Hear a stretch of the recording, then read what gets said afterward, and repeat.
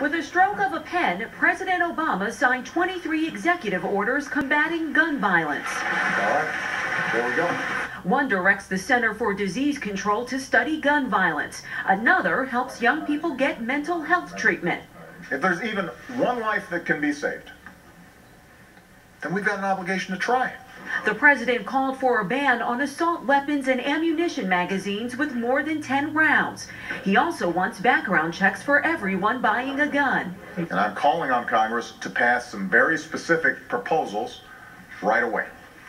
Children who wrote the president after the Connecticut school shooting were in the audience for the announcement.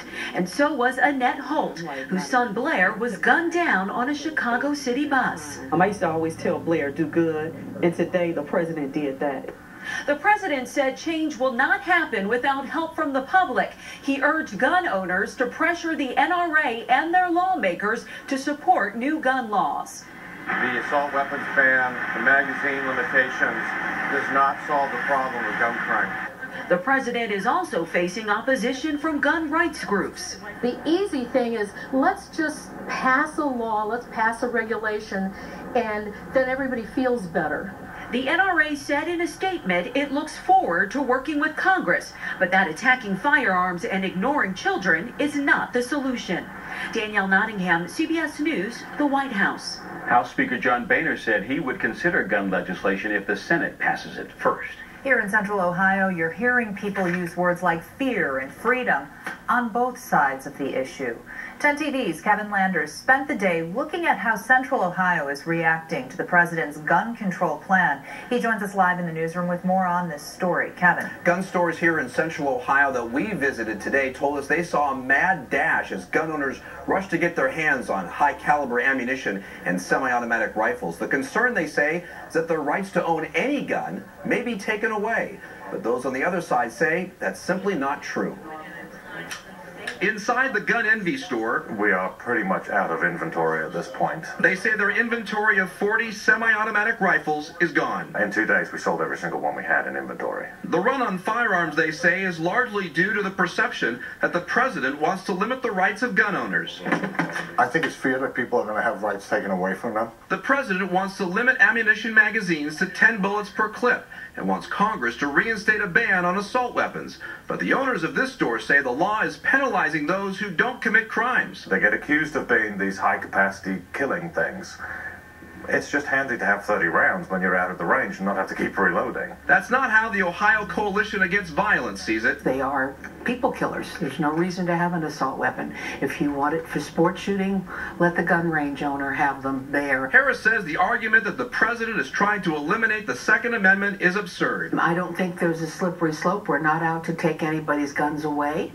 We're just trying to restrict or to contain this gun violence in this country. Those with whom we spoke do agree on some of the president's ideas. They like the idea of mandatory background checks for anyone who sells a gun and increasing penalties for those who use a gun in a crime or who sell guns illegally. But restricting one's right to buy any gun remains a point of contention. The Supreme Court ruled that regulations can be made. We lose the Second Amendment, we might as well kiss all the other ones goodbye. The gun debate is driving gun sales through the roof. At one gun store that we visited, they were limiting the amounts of boxes of ammunition one person can buy just to keep them in stock. Reporting live in the newsroom, Kevin Landers, 10 TV News. Kevin, thank you. And there. The Central Ohio School District is increasing security on its campus. The new efforts to help keep students safe. New next at 5:30. An Ohio school district taking steps to keep students on its campuses safe from gun violence. Tonight, the idea of armed officers on every campus. A month after the deadly shootings at Sandy Hook Elementary, the president is making recommendations to increase safety, and so are some school districts. Thank you for joining us at 5:30. I'm Tracy Townsend. And I'm Kurt Ludlow. The Nelsonville York School District in Athens County is weighing the pros and cons of adding armed officers. 10 TV's Josh Poland looks at the efforts to increase school security. I wouldn't want somebody to just walk in there. Nelsonville resident Stephanie Kaplinger says she can't bear the thought of a scene like this playing out in the classroom of her 4-year-old son, Felix. I know there's a lot of people that say, you don't fix guns with more guns, but I think you just got to face the reality of the situation, you know. It's there, and I think we should do something about it. Nelsonville Police Chief Jason Wallace says he's trying to do something by putting an armed resource officer in the city's schools. To me, it's almost, why wouldn't you have a peace officer there? Wallace says his two sons are students in a district that employs resource officers. He wants to see the same thing in Nelsonville. I truly believe that the school would want it, the school board members would want it, and every parent wants it. Tri-County Career Center in Nelsonville is one school considering Wallace's proposal. School officials say they are being proactive by looking at different ways to secure their building. Our hands are tied with money and available funds. Certainly if the state of Ohio would come across with funds for a resource officer, we'd certainly look at that very seriously. Chief Wallace says he's also reached out to the Nelsonville York City School District about hiring an armed officer. He says with all grades on the one campus, they would only need to hire one officer. The school system would pay for the officer for the 9 months out of the year, and us 3. It's less on both parties, and hopefully we can reach an agreement and get that officer in the school. Security is good. Something Kaplinger says she and other parents would welcome. In Nelsonville, Josh Poland, 10 TV News. Both Nelsonville York Schools and Tri-County Career Center tell us they are only in the early stages of talks with Nelsonville Police about hiring an officer.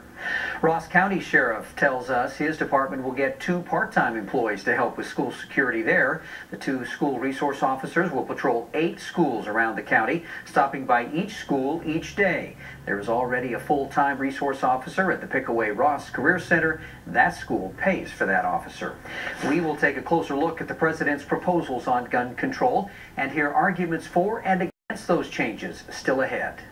Columbus Police. The president is calling on Congress to enact new gun control legislation just a month after those deadly shootings in Newtown, Connecticut. He made recommendations earlier today. We will make it easier to keep guns out of the hands of criminals by strengthening the background check system. We will help schools hire more resource officers if they want them, and develop emergency preparedness plans. The president also suggests bans on assault weapons and high-capacity ammo clips. We are hearing from both sides of the debate tonight. Ken Hansen is with the Buckeye Firearms Association, and Marion Harris is with the Ohio Coalition Against Gun Violence. So, Marion, let's start with you. Do the president's recommendations and executive orders go too far, you think, or not far enough? Oh, they're perfect. We are delighted with the president, with he and the vice president's actions today. We've been fighting for these things for a long time. We think the background checks are absolutely vital, and 85% of the folks in this country agree.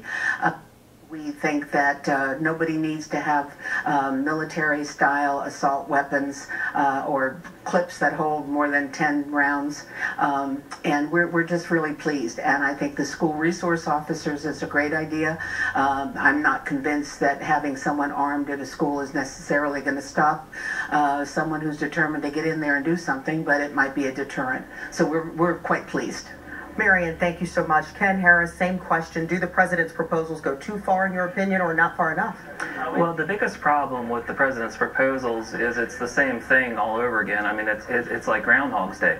How many times are we going to have to try an assault weapon ban before we finally accept it does nothing to reduce these shootings? I mean, whether you're talking about the current bans in California, Connecticut, Maryland, New York, whether you're talking about the preempted bans in Columbus State and Cincinnati, Cleveland, whether you're talking about the expired federal ban, we probably do not have a more documented failure of social policy to combat crime than the assault weapon bans.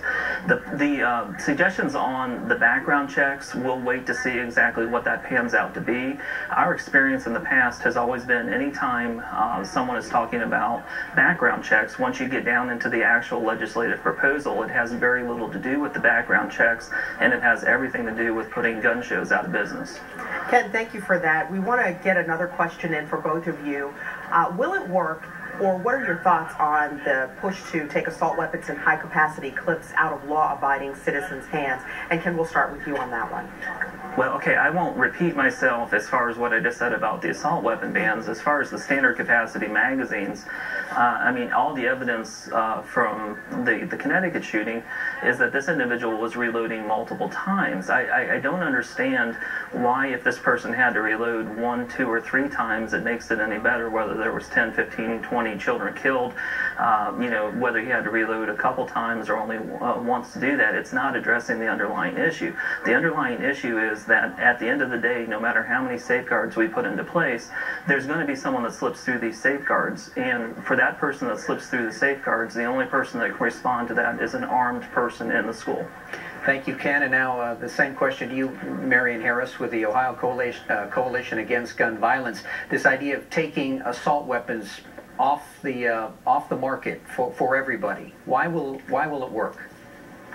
Well, because why does someone need an assault weapon that can kill? The only purpose of it is to kill multiple people. If you want it for sport, if you want it for target shooting, well, then have gun shows, or, I mean, I'm sorry, not gun shows, have them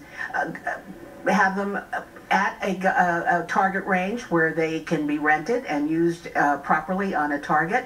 But I don't see any necessity for anybody to have one in their home with the high capacity. You're not going to use it for defense. It's there to be stolen. It's there to be used incorrectly, just as the guy in Connecticut. He took it from his mom. Yes, it was bought legally, but if she hadn't had it, he wouldn't have been able to obtain it. It's going to take a while before we get all these off the street. We've got so many. It's not going to happen in my lifetime, but we've got to take this step. We've got to get the guns out of the hands of those people who don't know how to use them. All right, and on that note, we will say thank you to both of you for taking the time with us to talk this evening, Marion Harris and Ken Hansen. President Obama is taking executive action in an attempt to combat gun violence. He signed 23 executive orders today. Among them, a directive to the Centers for Disease Control to study gun violence. Another helps young people get mental health treatment. He also wants Congress to ban assault weapons and ammunition magazines that hold more than 10 rounds. The president also wants background checks required for anybody buying a gun. The proposals are fueling gun debate and gun sales. 10 TV News reporter Kevin Landers live outside a local gun shop in North Columbus, which is doing some brisk business. Kevin?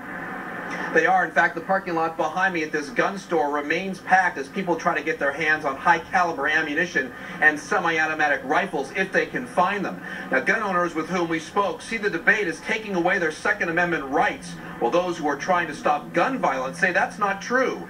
The owners of this gun store disagree with some of the president's gun plan, namely to ban assault weapons and limit the amount of bullets in a magazine. They say criminals are hurting law-abiding gun owners and believe the root of the gun violence problem rests with societal ills like mental health. Others believe gun restrictions are just one way to curb gun violence in this country. The blame needs to be placed on the criminal involved. It's not the ammunition that kills people, it's the person that pulls the trigger. If someone honestly just wants to use it for sport, there's no reason why it can't be left at a gun range, to be used at that gun range, and not to be in someone's house. Now, folks we spoke to on both sides of this issue say they do agree on some things involving the president's plan. They like the idea of mandatory background checks for anyone who sells a gun, and they also like the idea of increasing the penalties on criminals who use guns in the course of a crime. Reporting live, Kevin Landers, 10 TV News. Well, political leaders on both sides of the aisle are weighing in tonight. Ohio Governor John Kasich voted for an assault weapons ban in the 1990s. But now he's changing his tune. 10 TV political reporter Jim Heath just spoke with the governor and joins us now with his take. Jim. Well, I'll tell you what, I mean, remember John Kasich back in 1994 when he was a congressman, led that group of Republicans who supported the assault weapons ban. Among the supporters back then, President Ronald Reagan. So now as governor, both sides of this debate are looking at him to see if his position has changed. Now, throughout his political career, Kasich's had a very difficult relationship with the NRA. You might recall last he endorsed Ted Strickland a couple years ago.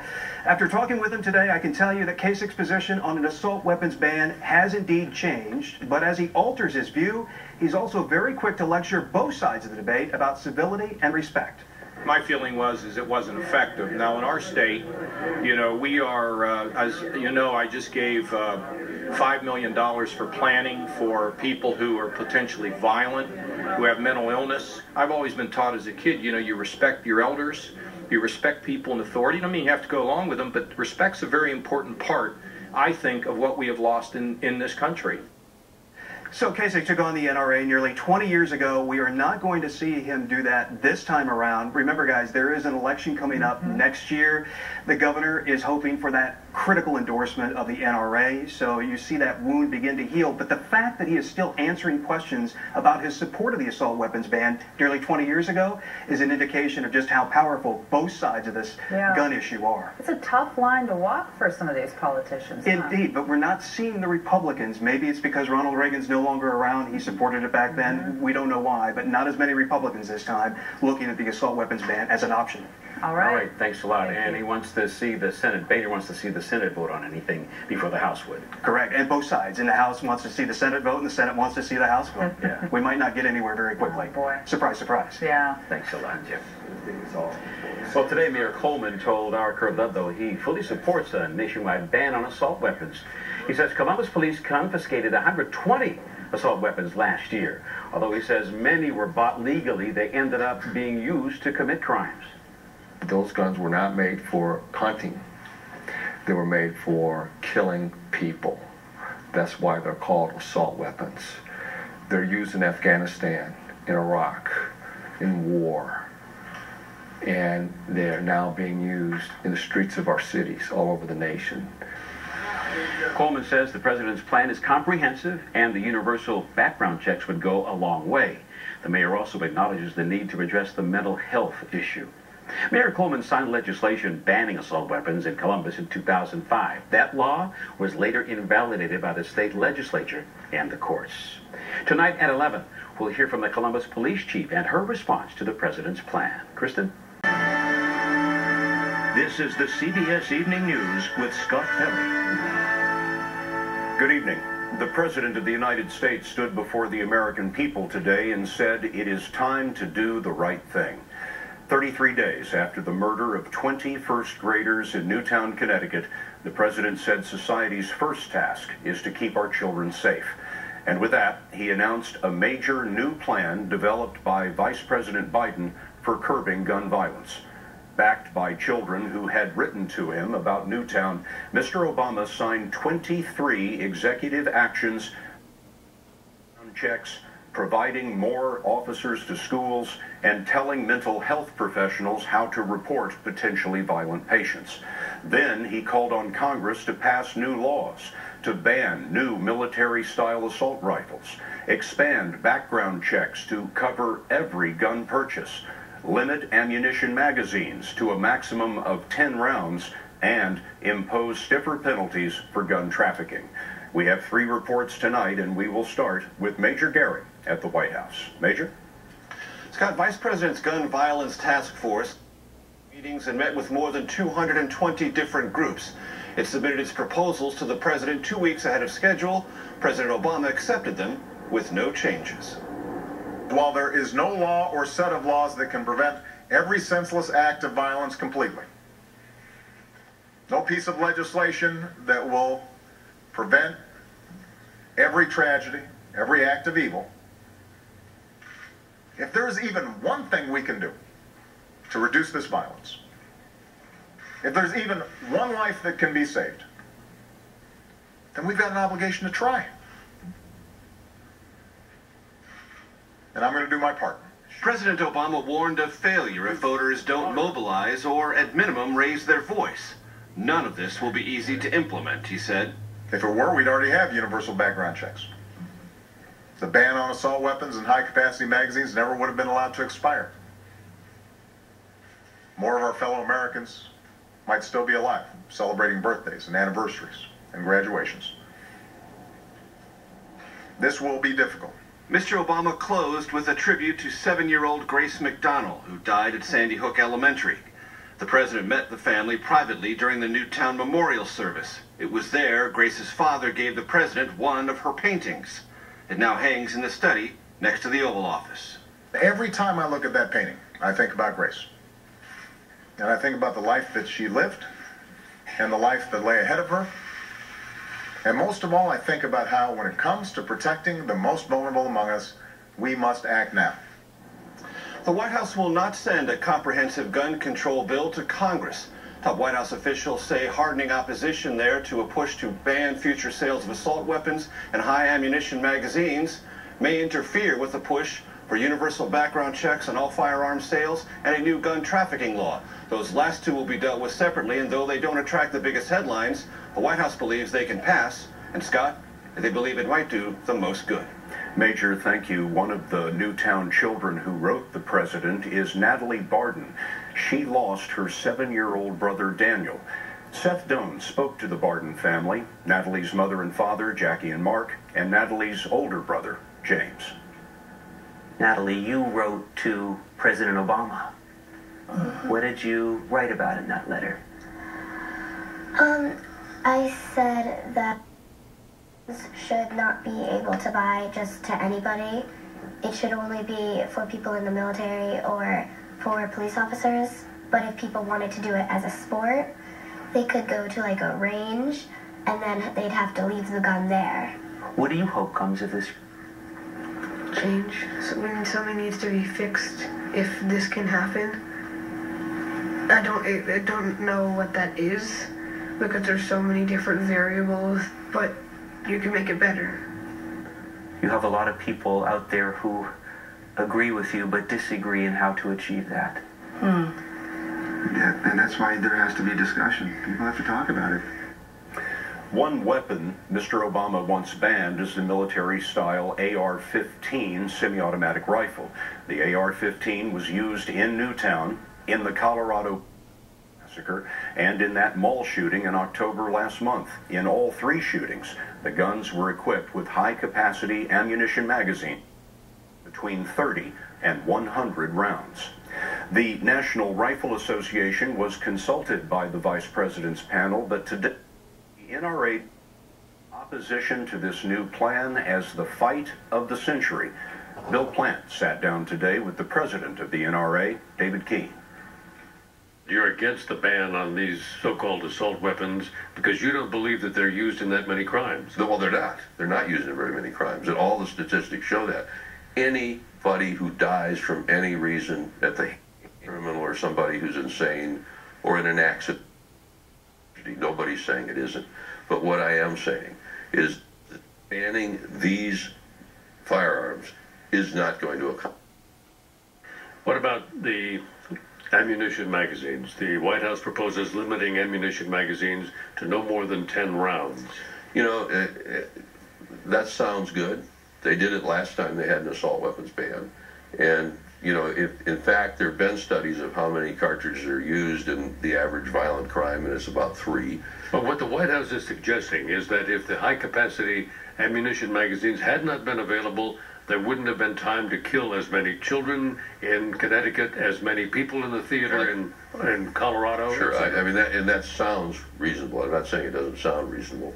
In one case, it might be true. In other cases, it might not be. But I can tell you this: if you're familiar with a rifle of this kind or a rifle fed by a clip, a shooter, and I'm not talking about an expert, can change the clip like that in less than a second. Scott Keene says the NRA is willing to discuss wider background checks on gun buyers, but not if those records become part of a national registry. He fears that that could lead to forced gun buybacks, which he calls the equivalent of confiscation. Bill, thank you. So, what are the prospects for the president's plan in Congress? Nancy Cordes is on Capitol Hill for us tonight. Nancy? Scott, Republican leaders did not shut the door on the president's proposals today. There are some ideas like universal background checks that have some bipartisan support. But any move to try to restrict the kinds of guns that people can buy is going to be met with strong resistance.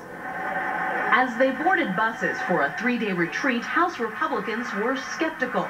Pennsylvania Congressman Tom Marino. You know, the president's just making a political move, and it's a shame that he's using this situation for political reasons. Washington State's Dave Reichert, a former sheriff, argued gun restrictions alone won't reduce gun violence. I think you really have to address the mental health issues. Nothing the president is proposing would have stopped the massacre at Sandy Hook, said Republican Senator Marco Rubio, adding President Obama is targeting the Second Amendment rights of law-abiding citizens. Still, Democrat Patrick Leahy, who chairs the Senate Judiciary Committee, told an audience at Georgetown University that he intends to hold hearings on the proposals starting in 2 weeks.